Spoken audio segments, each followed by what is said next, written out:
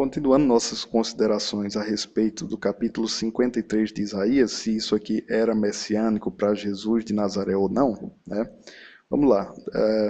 Os judeus nunca tiveram problemas de perder sono à noite por causa de Isaías 53. Ora, o judaísmo não acabou por causa de Isaías 53. Até hoje nós temos milhões de judeus no mundo, tá certo? Na época de Esdras e Neemias já tinha o Isaías 53 e ninguém morria. Eita, o que é isso? Será que é Jesus? Não, ninguém morria por causa disso, tá bom? Na época do Talmud tinha o Isaías 53 e ninguém morreu por causa disso, ninguém ficou dizendo, o que é isso, meu Deus, Isaías 53? Não, era claro e cristalino que esse texto se referia ao povo de Israel, como já foi citado, tá certo? Que inclusive é chamado de servo em Isaías antes e depois do capítulo 53, tá bom? Então, sempre foi muito natural para o povo judeu que Isaías 53 é uma referência a Israel ou então às pessoas justas de Israel, tá bom? E não a outra coisa que outra religião venha dizer que é Isaías 53, tá bom? E uma coisa que as pessoas não entendem sobre os livros dos profetas é qual é a função dos livros dos profetas em primeiro lugar. O cristianismo acha que não existe Torá, profetas e escritos, só tem uma coisa, o Antigo Testamento, não é isso? Só que essa não é a visão do povo judeu, essa não é a visão correta da Torá. Qual foi a carta de Deus para a humanidade? Foi o Tanar? Não, foi a Torá, que é a lei de Deus, a lei de Moisés, né? Que inclusive foi dada ali no Sinai, pelo menos parte dela, para aos olhos de todas as pessoas, elas ouvindo, inclusive, coisas fantásticas ali naquele momento, como nós lemos no capítulo 20 de Êxodo. E os profetas, eles não tinham a mesma autoridade da Torá. Prova disso é que se você ler o Deuteronômio, você vai ver que um profeta, ele podia fazer milagre, podia fazer e acontecer. Se ele não estivesse dentro da Torá, ele não apenas não deveria ser ouvido, como também deveria ser condenado à morte. Não é? Então, essa concepção de que é o Antigo Testamento uma coisa só, isso é ideologia cristã. Isso não é judaico. Os profetas, eles não eram autorizados a inventarem coisas novas. Preste atenção nisso que eu estou dizendo. Os profetas não serviam para dizer coisas novas. Os profetas serviam para chamar as pessoas de volta à Torá. Era uma função conservadora, portanto. Eles chamavam as pessoas de volta ao que tinham perdido, no caso a Torá, tá bom? E não inventavam coisas novas como os cristãos acham. Os cristãos acham que o importante do Antigo Testamento é Isaías 53. Não é. O importante do Antigo Testamento não é Isaías 53, é a Torá. Né? E aí eu vou citar o seguinte. Todos os profetas, eles falavam para Israel, no contexto de Israel, não é isso? Inclusive falavam coisas positivas para o povo de Israel guardando a Torá. Nós lemos Isaías 52, Isaías 51, Isaías 54, tudo o que a gente vê lá? Deus falando sobre a Torá. Ora, como é que podem vocês dizerem que Isaías estava falando sobre o Messias, Jesus Nazareno, no caso, né? Se essa mesma pessoa iria acabar com o povo de Israel, pelo menos do ponto de vista cristão, e acabar com a Torá. Ora, existem cristãos que ficam falando coisas de Israel para o futuro, não é?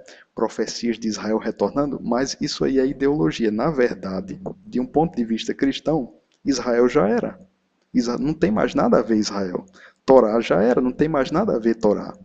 Como pode você dizer que Isaías falava do fim da Torá e do povo de Israel, se ele era justamente um emissário sobre a Torá e sobre o povo de Israel?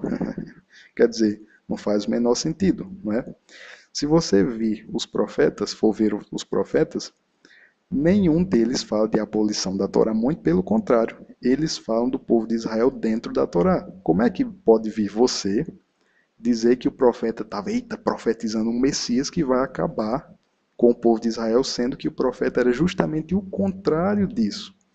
Ele, inclusive, os profetas profetizavam o futuro glorioso para Israel. Quer dizer, gente, a grande verdade que muita gente não percebe é que Isaías, Zacarias, Ezequiel, esse pessoal aí, eles não se converteriam ao cristianismo, porque eles pregavam a Torá, a lei de Moisés. Eles não se converteriam ao cristianismo que veio para abolir a Torá. Isso é a coisa mais óbvia do mundo, né? Eles pregavam o retorno do povo a essa lei e não a anulação da mesma, que seria o cristianismo. Então, é uma esquizofrenia você dizer que os profetas falavam aí de uma coisa fora da Torá. E nós vemos, por exemplo, a missão dos profetas, do próprio Isaías, por exemplo, no primeiro capítulo, logo no começo, diz o seguinte: visão de Isaías, filho de Amós, que ele teve no tempo de tal. Ouvi, ó céus, e dá ouvido, tu, ó terra, porque o Senhor tem falado. Criei filhos e engrandeci-os, mas eles se rebelaram contra mim. O boi conhece o seu possuidor, e o jumento a manjedoura do seu dono. Mas Israel não tem conhecimento, o meu povo não entende. Ou seja, continuando mais um pouco, né? Ai, nação pecadora, povo carregado de iniquidade, descendência de malfeitores, filhos corruptores, deixaram o Senhor, blasfemaram o Santo de Israel, voltaram para trás. O que o texto está falando? Messias? Não. O texto está dizendo, vocês, povo de Israel, vocês abandonaram o que vocês tinham antigamente, que era o quê? A Torá. Vocês abandonaram o Deus da Torá, da lei de Moisés, né? Esta era a missão do profeta. A missão do profeta era trazer essas pessoas desviadas de volta para a coisa antiga, a Torá, a lei de Moisés, e não profetizar coisa para o futuro como vocês acham, né? A missão do profeta não era profetizar coisa para séculos depois. Era um exortador do povo daquela época, né? E aí vocês pegam isso descontextualizado e vêm dizer que eram profecias messiânicas e que eram a coisa mais importante da Bíblia. Nunca foram a coisa mais importante da Bíblia. Tanto é que os judeus até hoje estudam sempre, né, a Torá e às vezes até deixam de lado os profetas. Por quê? Porque o importante é a Torá e não esses livros dos profetas que vocês pegam apenas para tirar essas previsões, tá bom? E não pegam a coisa importante, que era a exortação de que o povo estava se distanciando da Torá, tá bom? Mais uma pergunta que eu gostaria de fazer é o seguinte: se Isaías 53 fala tão claramente assim de Jesus, por que tantas palavras precisaram ser distorcidas neste texto na tradução de Almeida, né? Para quem não sabe, tem várias palavras que foram distorcidas na versão de Almeida em Isaías 53. Uma delas é a palavra Shemoá, que aparece no primeiro versículo, tá bom? Shemoá significa uma coisa que foi ouvida, tá bom? E o tradutor colocou pregação. O que tem a ver, né? Mas por que ele colocou pregação? Para colocar cristianismo aí no meio, evangelho, não é isso? Então, uma palavra distorcida. Outra palavra distorcida está lá no versículo 3, a expressão Yadua Roli. Yadua Roli significa uma pessoa conhecida como doente, né? Conhecida como doente. E na tradução de Almeida, colocaram lá experimentado em trabalhos, né? Quer dizer, distorceram. Lá no versículo 8, a palavra lamor significa para eles. Almeida colocou para ele, no singular. Distorção. Versículo 10, im tassim, que significa se puser. Almeida colocou quando puser, né? Então mostrei aí pelo menos 4 textos que foram distorcidos por Almeida para dizer que isso aqui era Jesus. Ora, se é tão claro assim que Isaías 53 é Jesus, por que vocês distorceram? Por que Almeida distorceu o texto, então? Né? Como é que você explica essa distorção do texto? Tá bom? E, para terminar, nós lemos no versículo 10 o seguinte, né? Estou lendo na Bíblia de Almeida e não numa Bíblia judaica, inclusive. Todavia, ao Senhor agradou moê-lo, fazendo-o enfermar quando a sua alma se puser por expiação do pecado, verá a sua posteridade. A palavra aqui em hebraico é zera, que nós já falamos em outros vídeos, significa descendentes, filhos no plural, inclusive, tá bom? Filhos físicos mesmo, não existe filhos espirituais, tá bom? Prolongará os seus dias e o bom prazer do Senhor prosperará na sua mão. Então, o personagem de Isaías 53 teria filhos, tá certo? E ele viveria muitos anos de vida. Ora, isso aqui não foi Jesus de forma alguma. Jesus não teve filhos, tá bom? Então não poderia ser ele o personagem de Isaías 53.